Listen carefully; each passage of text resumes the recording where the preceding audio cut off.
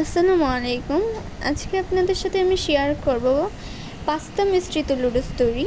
তো আমার দেখতেই পাচ্ছেন পাস্তা মিশ্রিত লুডুস তৈরিটা। লুডুসের সাথে পাস্তা মিশ্রিত করলেও কিন্তু খাবারের স্বাদটা দ্বিগুণ হয়ে যায়। তো বেশি কথা না বলে মূল রেসিপিতে চলে যাই। প্রথমে আমি এখানে চুলায় পানি বসিয়ে দিয়েছি। তো পানিগুলো গরম হওয়ার পরে আমি এখানে দিয়ে দিচ্ছি পাস্তা। আর পাস্তাটা ততক্ষণ পর্যন্তই রাখতে হবে যতক্ষণ পর্যন্ত অর্ধেক সিদ্ধ হয়ে যায়। তারপর দিয়ে দিচ্ছি আমি এখানে লুডুসগুলো অ্যাড করার পর লুডুসগুলো কিন্তু খুব ভালো মতো নেড়ে চেড়ে একদম পুরো পানির সঙ্গে ডুবিয়ে রাখতে হবে, যাতে করে লুডুস এবং পাস্তা দুটোই ভালো মতো সিদ্ধ হয়ে যায়। তো দেখতেই পাচ্ছেন আমি কিন্তু 2 মিনিট পরই ভালো মতো নাড়াচাড়া দিয়ে দিচ্ছি। তো এরপরে আমি এখানে কেটে নিয়েছি পেঁয়াজ কুচি, মরিচ কুচি আর এখানে টমেটো কুচি নিয়ে নিয়েছি। তো এরপর লুডুসগুলো সিদ্ধ হওয়ার পর আমি একটি ছাঁকনির সাহায্যে লুডুসগুলো ঢেলে নিয়েছি। এরপর আমি ঠান্ডা পানি দিয়ে ভালো মতো লুডুসগুলোকে ধুয়ে নেব। ধুয়ে নেওয়ার পরে আমি ফ্রাই প্যানে তেলটা গরম করে নেব। তো আমি তেলটা ফ্রাই প্যানে দিয়ে দিয়েছি, এমনকি তেলটা গরম করে নেব। এরপরে দিয়ে দিচ্ছি আমি এখানে পেঁয়াজ কুচি আর মরিচ কুচি।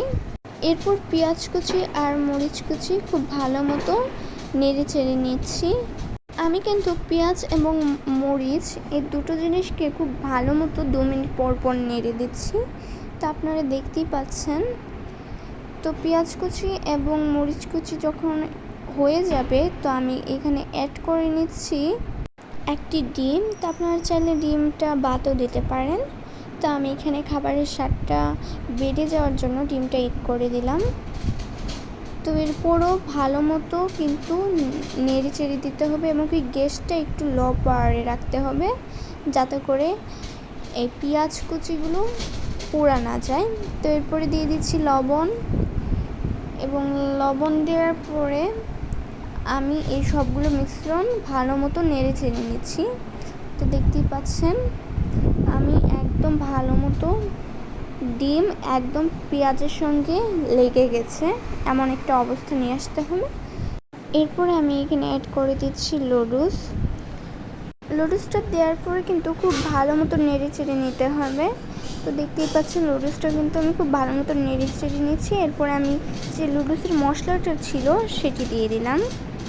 তো সেটি দেওয়ার পরে আমি আবারও খুব ভালো মতো লুডুস এবং মশলাটা একসঙ্গে মিশ্রিত হয়ে যায়।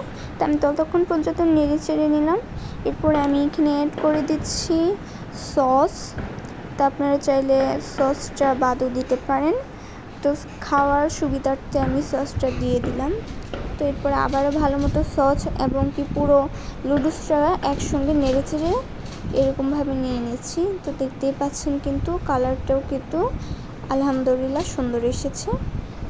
তো এরপরে আমি ভালো মতো নেড়ে চেড়ে নিচ্ছি এবং কি লুডুসটা একদম ঝরঝরে হয়ে গেছে, দেখতেই পাচ্ছেন।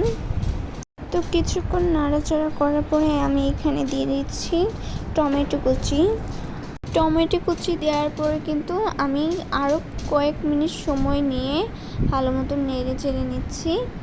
এরপর একটি প্লেটে ঢেলে নিয়েছি লুডুসগুলো। এরপরে আমি উপর দিয়ে শসা কুচি আর একটু সামান্য সস দিয়ে দিয়েছি।